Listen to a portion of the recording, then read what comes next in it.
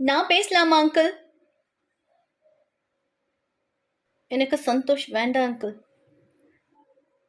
நான் போயிடுறேன். எனக்கு எங்க எப்படி பேசணும்னு தெரியாது அங்கிள்.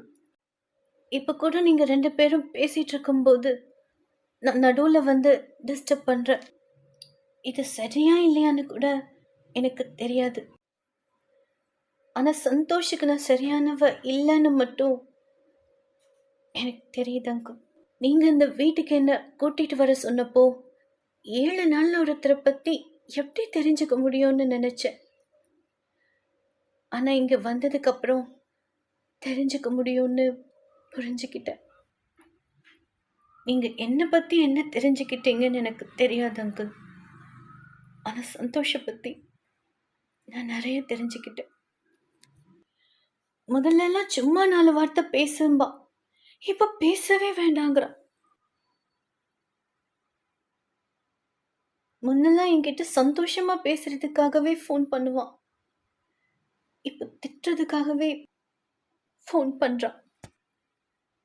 முன்னாடிலாம் என்கிட்ட எது பிடிச்சிருக்குன்னு சொன்னானோ, இப்போ அதையே பிடிக்கலங்கிறான். இப்ப நான் இங்கிருந்து போறது சந்தோஷ் என்ன திட்டுறாங்கிறதுக்காக இல்ல. இதுக்கு முன்னாடி கூட சந்தோஷ் என்ன திட்டுவான். ஹம், அதுல லவ் இருந்துச்சு. இப்போ அது இல்ல.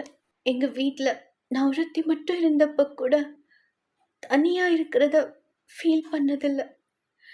ஆனா இங்க என்ன சுத்தி இவ்ளோ பேர் இருந்தும் தனியா இருக்கிற மாதிரி இருக்கு. எனக்கு வீட்ல ஒரு மாதிரி, வெளியில ஒரு மாதிரி நடிக்க தெரியாது அங்கிள்.